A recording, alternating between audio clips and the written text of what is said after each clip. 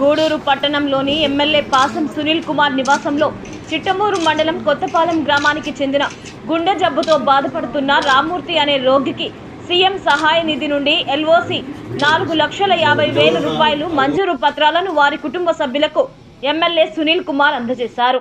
MLA Sunil Kumar మాట్లాడుతూ అనారోగ్యంతో బాధపడుతున్న వారు ఎవరైనా ఆరోగ్య ఖర్చులకు అప్పులు చేసి ఇబ్బంది పడుతున్న వారు స్థానిక టీడీపీ నాయకులను సంప్రదిస్తే వారు మాకు తెలియజేస్తారని, సీఎం సహాయ నిధి నుండి ఆర్థిక సహాయం అందిస్తామని ఈ అవకాశాన్ని వినియోగించుకోవాలని కోరారు.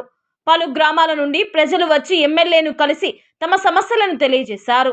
ఈ కార్యక్రమంలో నాయకులు దశరథ రామిరెడ్డి తదితరులు పాల్గొన్నారు.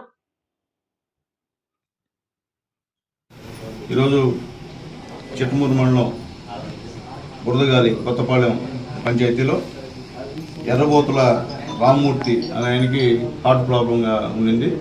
దానికి సంబంధించి దాదాపు 5-6 లక్షల రూపాయలు పెద్ద అవుతుందని చెప్పి హాస్పిటల్లో డాక్టర్లు అంచనా ఇచ్చారు.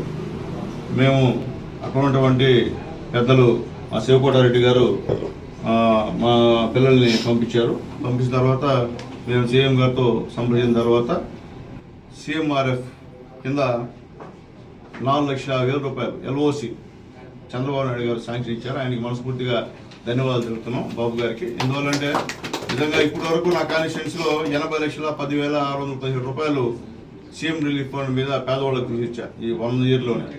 ఇంకా కూడా మ్యాక్సిమం పేదవాళ్ళు ఈ యొక్క అవకాశాన్ని ఉపయోగించుకోండి. ఎందువల్లంటే చాలామంది పేదవాళ్ళు తెలియక మాతో సంప్రదించకుండా ఉన్నారు. ఎందుకంటే గతంలో కూడా 9 కోట్లు తీసుకొచ్చాను.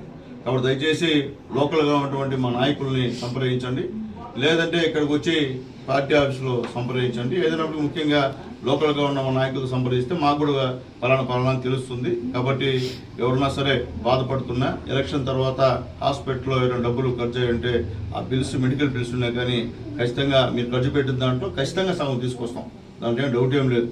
కాబట్టి దయచేసి అవకాశం ఉపయోగించుకోమని చెప్పి ఒకసారి తెలియజేస్తూ మరొకసారి మా ముఖ్యమంత్రి నారా చంద్రబాబు నాయుడు గారికి, ఉప ముఖ్యమంత్రి పవన్ కళ్యాణ్ గారికి, నారా లోకేష్ గారికి, అలాగే పెద్దలు మా మోడీ గారికి అందరూ కూడా మనస్ఫూర్తిగా ధన్యవాదాలు తెలియజేస్తున్నాం.